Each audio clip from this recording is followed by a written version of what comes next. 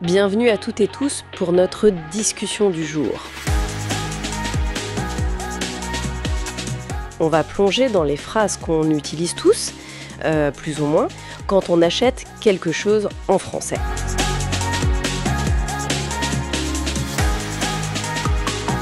On s'appuie sur les dialogues d'achat en français pour décortiquer un peu ces expressions. L'objectif, c'est de comprendre comment ces petites phrases nous aident, que ce soit pour expliquer un problème avec une commande ou demander une info, ou même pour retourner un article. Alors, commençons peut-être par une situation très fréquente. Un appareil qui tombe en panne. Ah oui, le classique. Comment on le dit ? Une phrase type, c'est « Mon lave-linge est tombé en panne ». Mhm. Je vais la redire doucement pour bien entendre. « Mon lave-linge est tombé en panne ». Voilà. Tomber en panne. C'est vraiment l'expression qu'on utilise dès que quelque chose arrête de fonctionner. C'est ça. C'est très très courant et ça marche pour plein de choses. Ma voiture est tombée en panne. L'ordinateur aussi. Oui, mon ordinateur est tombé en panne. Il faut juste retenir ça. L'objet, puis est tombé, ou tomber, si c'est féminin, en panne. On répète, tomber en panne. Et la question qui vient après, c'est souvent « Tu vas le faire réparer ?» Oui, Attention à l'intonation qui monte un peu à la fin. « Tu vas le faire réparer ?» et cette structure « faire réparer », elle est intéressante. Se faire plus le verbe à l'infinitif. Ça veut dire qu'on ne fait pas l'action nous-mêmes, on demande à quelqu'un d'autre, souvent en professionnel, de le faire. Ah oui, comme faire couper ses cheveux. Exactement. Je vais faire couper mes cheveux. Ou bien, il a fait construire sa maison. C'est pour parler de service, en fait. Faire, réparer. Mais parfois, la réparation, ce n'est pas la solution. On pourrait répondre « Non, il n'est plus sous garantie ». Mhm. Écoutez bien, non, il n'est plus sous garantie. Alors, la garantie, c'est important ça. C'est la période pendant laquelle le vendeur ou le fabricant prend en charge les réparations. D'accord. Donc, être sous garantie, ça veut dire que c'est couvert. Et ne plus être sous garantie, ça veut dire que la période est finie. C'est ça, faut payer. Voilà, un exemple. Mon téléphone est encore sous garantie. C'est un mot-clé, garantie. Bon. Alors, si on ne répare pas et qu'il n'est plus sous garantie, l'alternative, c'est peut-être « Je préfère acheter un lave-linge d'occasion ». Oui, Je répète, je préfère acheter un lave-linge d'occasion d'occasion. Ça veut dire tout simplement qu'il n'est pas neuf. qu'il a déjà servi. Exactement, qu'il a déjà été utilisé. On parle de voitures d'occasion, de livres d'occasion. C'est très courant. La prononciation. D'occasion. Et pour trouver cette perle rare d'occasion, on peut demander « T'as regardé sur Le Bon Coin ?» Ah, Le Bon Coin. On prononce « T'as regardé sur Le Bon Coin ». Oui, alors, Le Bon Coin, pour ceux qui ne connaissent pas, c'est le grand site français d'annonces entre particuliers. Un peu incontournable, hein ?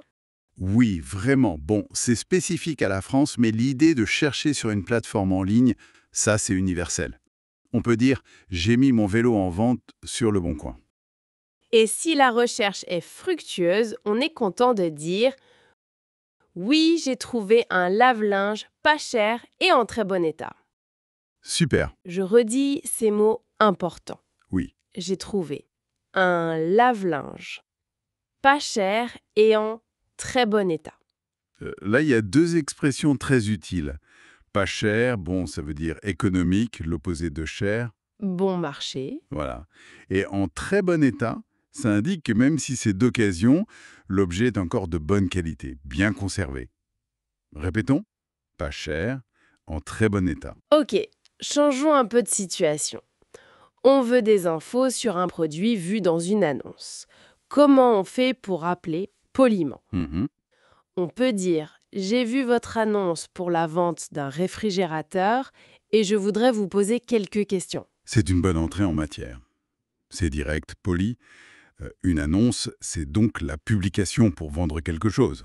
Et poser quelques questions. Oui, poser quelques questions, c'est la formule classique pour demander des détails. Très bien. Et comme question, ça pourrait être simple, hein.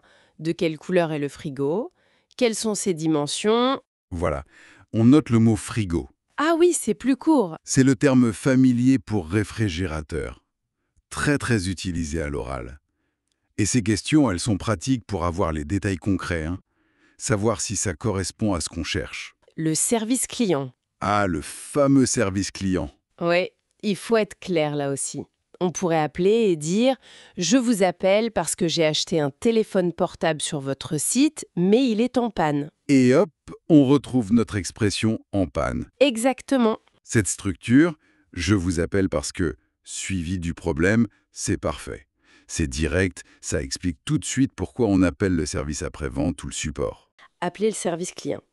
La phrase type, c'est « Je vous appelle concernant une commande passée sur votre site ».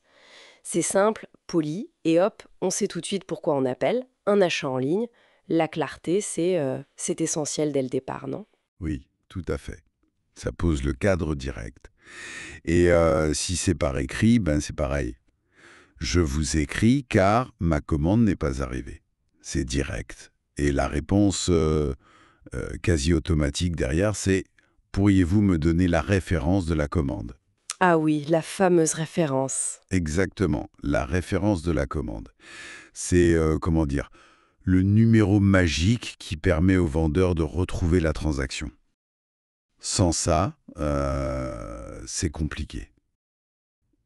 Parfois, il demande aussi la référence client. Mais bon, l'idée, c'est qu'il faut pouvoir s'identifier, identifier l'achat. C'est une étape vraiment cruciale. D'accord, je vois. C'est la clé pour débloquer la situation, en quelque sorte. Et pour les questions sur les services, mettons la livraison. La question, vous proposez un service de livraison à domicile, ça on l'entend souvent. C'est simple, mais ça va droit au but pour connaître les options. Ou alors, dans un autre contexte, pour un restaurant. Est-ce que ce restaurant propose des plats à emporter? C'est le même genre de question directe pour une info factuelle. C'est ça.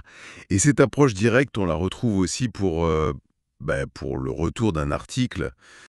C'est parfois un peu délicat, mais la phrase type existe. Par exemple, « Je viens rapporter ce manteau. Il ne me va pas. » Alors, rapporter, c'est simple, hein, ça veut dire ramener, mais c'est surtout l'expression « il ne me va pas » qui est super intéressante. On l'utilise tout le temps pour les vêtements. Et ce qui est bien, c'est que ça marche si c'est trop grand, trop petit, ou même si, finalement, on n'aime pas le style. Pas besoin de détailler. Ah oui, c'est vrai. C'est très économique comme expression. Exactement. On pourrait dire « ce pantalon est trop grand, il ne me va pas ». C'est plus précis. Mais juste « il ne me va pas », ça suffit souvent. D'ailleurs, on peut aussi l'utiliser pour autre chose. Par exemple, je dois rapporter ce livre, il est abîmé. Mais pour les vêtements, il ne me va pas, c'est vraiment un classique. Très clair. Et face à ça, le vendeur ou la vendeuse propose souvent « Nous avons d'autres tailles si vous souhaitez échanger ». Le mot-clé ici, c'est « échanger ». Donc prendre autre chose à la place. Tout à fait. On peut dire « Oui, je voudrais échanger ce pull contre une taille plus grande ». L'échange, c'est souvent la première option proposée, non? Oui, très souvent. C'est plus simple pour le magasin aussi parfois. Mais si on ne veut pas échanger ou s'il n'y a pas ce qu'on veut, alors l'autre option c'est « Non, je voudrais un remboursement, s'il vous plaît ». Le remboursement. Voilà, le remboursement. Ça veut dire qu'on veut récupérer son argent. C'est un mot important, il faut bien l'articuler. Remboursement. D'accord. Et le petit « s'il vous plaît » à la fin, ça coûte rien et ça aide toujours à maintenir une bonne relation, même si on est un peu contrarié. C'est sûr, la politesse, c'est important. On peut penser à des exemples comme « la compagnie aérienne m'a remboursé le prix du billet ». Le mot est le même. Le fameux Et ticket de caisse. l'indispensable. Exactement, c'est la preuve d'achat. Sans lui, en général, c'est non. Sans le ticket de caisse, nous ne pouvons pas faire d'échange ni de remboursement. C'est la règle quasi universelle. Bon, ben voilà, on a vu pas mal de choses utiles. Tomber en panne, Faire réparer, être sous garantie ou pas, acheter d'occasion, vérifier si c'est pas cher et en bon état. se renseigner sur une annonce, poser des questions, contacter, demander une info, gérer un retour, puis l'échange ou le remboursement. Ce qui est important, c'est pas juste les mots, mais aussi l'ordre, la séquence. Et bien sûr, prononcer clairement les phrases complètes, ça aide énormément. Oui, ça fluidifie tout et ça donne confiance. Ça donne de l'assurance, exactement, et ça évite les quiproquos. Comprendre ces phrases et la logique derrière, ça aide vraiment à se sentir plus à l'aise dans ces situations d'achat en français. C'est plus que des formules, ce sont des outils, quoi. Des outils qui s'inscrivent dans un schéma assez prévisible, finalement. Exactement. Et peut-être une petite réflexion pour finir. Si on regarde cette structure qu'on a vue, demande, puis identification, puis proposition de solution, et enfin la preuve, le ticket, est-ce que reconnaître cette structure, ce schéma de base, ça ne pourrait pas nous aider aussi dans d'autres situations avec des services en français, même si les mots exacts changent? Bonne question. Reconnaître le patron, la structure habituelle de l'interaction, ça pourrait être aussi utile que de mémoriser juste les phrases, non?